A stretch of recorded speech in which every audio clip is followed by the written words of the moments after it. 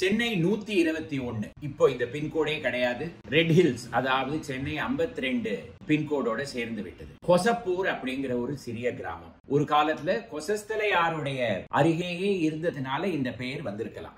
ஆனா இந்த கொசப்பூர் கிராமத்துக்கு எதுக்காக ஒரு தனி பின்கோட் கொடுத்தாங்க, அப்புறம் எதுக்காக அது எடுக்கப்பட்டது அப்படிங்கிறது ஒரு சொல்ல வேண்டிய ஒரு வரலாறு. 1990கள்ல ஸ்பிக் நிறுவனம், அப்பொழுது இருந்த மெட்ராஸ் ரிஃபைனரிஸ் லிமிடெட், இப்பொழுது அதுக்கு பெயர் Chennai petrochemical corporation limited CPCL, இவர்கள் இரண்டு பேரும் ஒன்றாக சேர்ந்து 840 கோடியில ஒரு அரோமேட்டிக்ஸ் கெமிக்கல்ஸ் அதாவது நறுமண கலவைகள் பிளான்ட் ஒன்று கொசப்பூர்ல ஆரம்பிப்பதாக அறிவித்தார்கள். ஆனா அறிவிப்பு ஒண்ணுதான் வந்ததே தவிர அது உடனே அதற்கு பின்கோடும் கொடுக்கப்பட்டது, டெவலப்மெண்ட் வேலையும் ஆரம்பிக்கப்பட்டது. ஆனா இரண்டு பங்குதாரர்களுக்கும் நடுவே ஒரு பெரிய சண்டை வந்து வழக்குல தான் முடிந்தது. அதனால இந்த ப்ராஜெக்டும் கைவிடப்பட்டது, பின்கோடும் எடுக்கப்பட்டது. கொசப்பூர் மறுபடியும் ஒரு ரெசிடென்ஷியல் ஏரியாவாக மாறிவிட்டது.